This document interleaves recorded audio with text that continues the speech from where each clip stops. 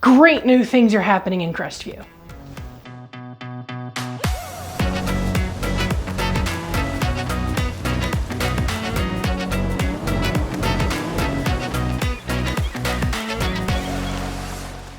Hi everybody, it's Andi G with the Emerald Group right here in beautiful Crestview, Florida. If you're new here and you're interested in learning more about Crestview or the Emerald Coast in general, please go ahead and subscribe and don't forget to ring the bell so you never miss a video. For my returning viewers, I just want to say yes, I do in fact have a dedicated place to shoot again. It's very exciting. We're actually in my brand new home office, so please enjoy the tchotchkes behind me. For everybody else, and for you too, we're going to go ahead and talk about some exciting changes that are happening in Crestview and what those changes might mean for the future of those of us who live here, or for those of you who are thinking about moving here. Let's get into it.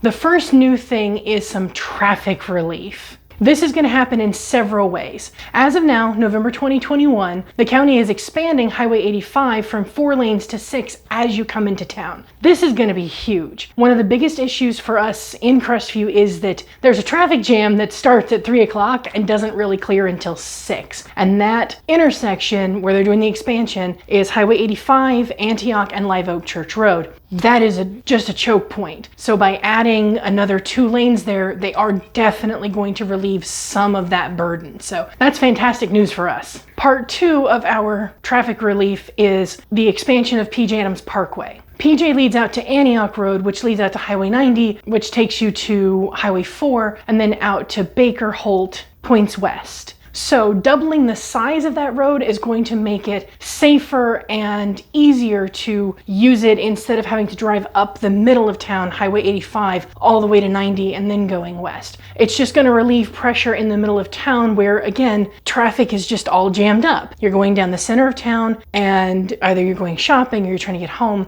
This lets you kind of cut around all of that. Because it's kind of tight and winding road, a lot of people didn't necessarily feel very safe going down PJ, especially after dark. But doubling the size of it, making it divided, means that it's going to be just as big as 85 and it's going to feel just as safe. The last is a proposed additional exit off of Interstate 10 that would connect directly to Highway 4. Now, this is cool for a few reasons. First is that if you work in, say, Pensacola and you live in Baker, you don't have to drive up 90 or go through Crestview and then out. It cuts off a lot of additional driving around for you if you live in Baker Holt, that area. The other thing is that if those people are not going all the way to exit 56 to the middle of Crestview and then trying to get out, it relieves, again, more of that pressure in the middle of town. Another reason this is important is that there's going to be a cutoff that will go around town and kind of feed into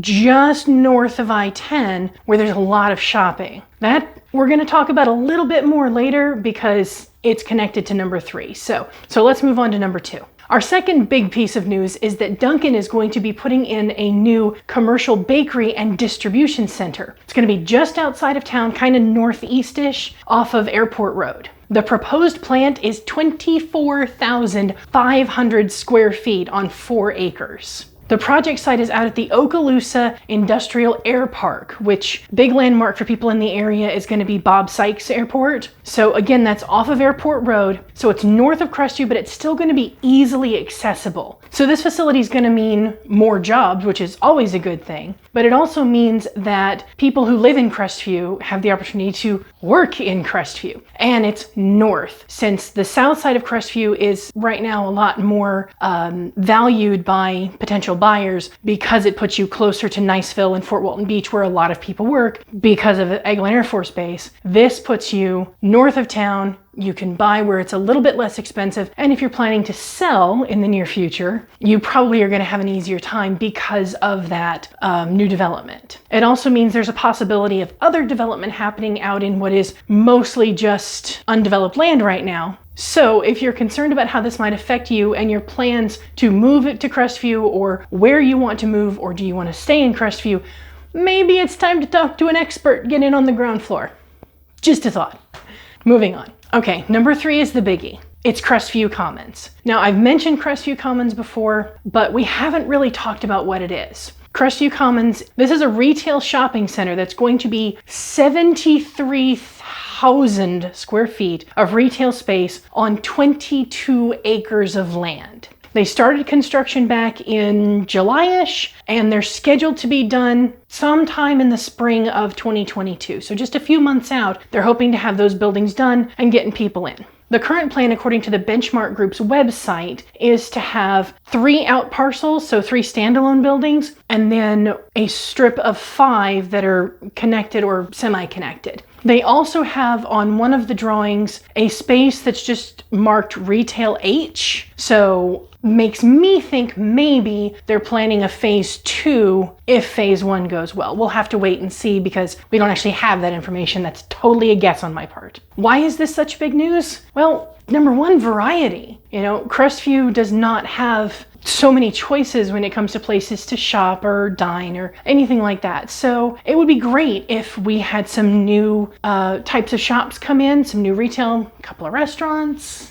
Me personally, I'm really hoping that we get an Aldi for the grocery store if one's going in. I love an Aldi, so we'll have to cross our fingers and wait. And if you have any thoughts, what would you like to see? Go ahead and leave a comment, let me know. Another big reason that Crestview Commons is a big deal is because jobs. You know, Florida's expanding really fast. We have a lot of people moving in and a lot fewer people moving out. I think it's great that we have more opportunities for people to live and work in Crestview. I'm all for growth. You know, Crestview kind of had a bad reputation for a long time, but I love living here. I love my town, and I would love to see it continue to grow and expand and thrive.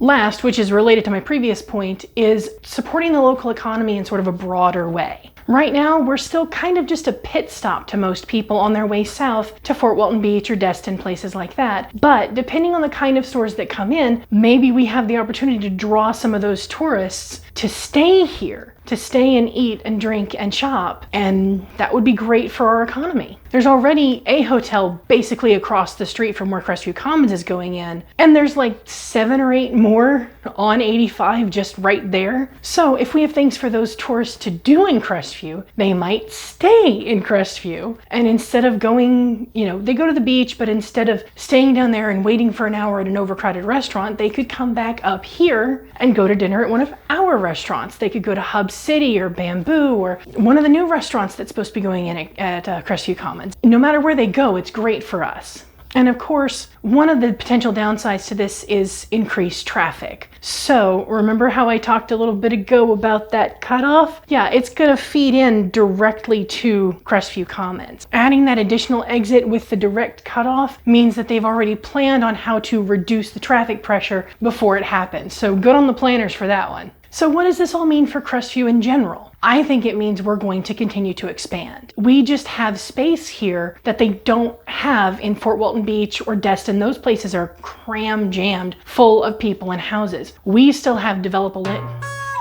is that a word? We still have land we can develop. Let's go with that.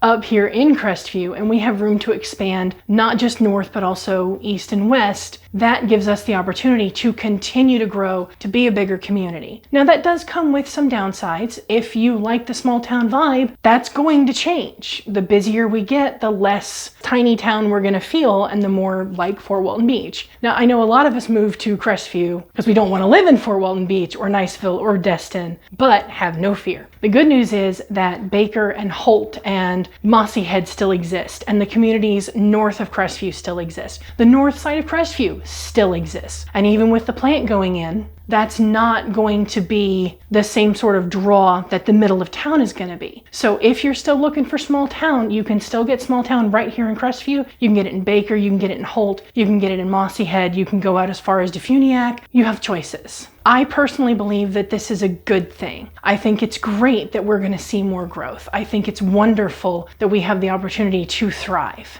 Thanks for sticking with me to the end of the video. I hope you enjoyed it, and if you did, please consider doing all of those things that every YouTuber ever begs you to do. Click the like button, subscribe, turn on your notifications. And if you're interested in perhaps moving to Crestview or anywhere else here on the Emerald Coast, do please drop me a line. You can put a comment down below. You can send me a direct message here. You can call, you can email, you can text. Whatever works for you. I would just love the chance to make my hometown your hometown.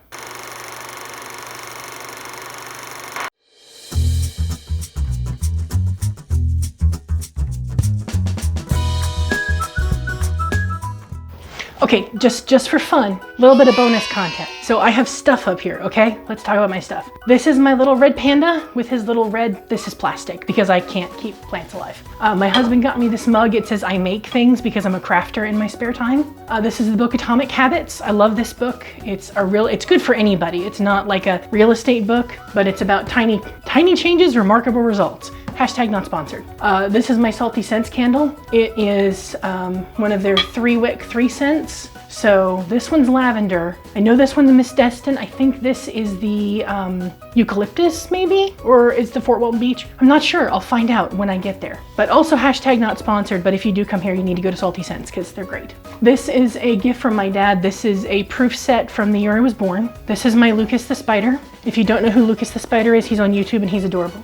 This was something from mine and my husband's wedding. This was a wedding gift. It's a little box and there's absolutely nothing inside it because I never know what to put in it. But it's a little silver box, it's cute. And then moving to the other side, this is a bowl that one of my mother's students gave her. It's Russian, it's hand painted. We don't actually put anything in that, it's just decorative. So these are my little EG letters that I bought and painted to put on here. This is a rock. I don't know what kind of rock it is, I just think it's pretty. This is an old like antique tankard because I'm into old timey stuff, you know, medieval reenactment kind of thing. And then this is my Rubik's Cube. This is a pumpkin with a plastic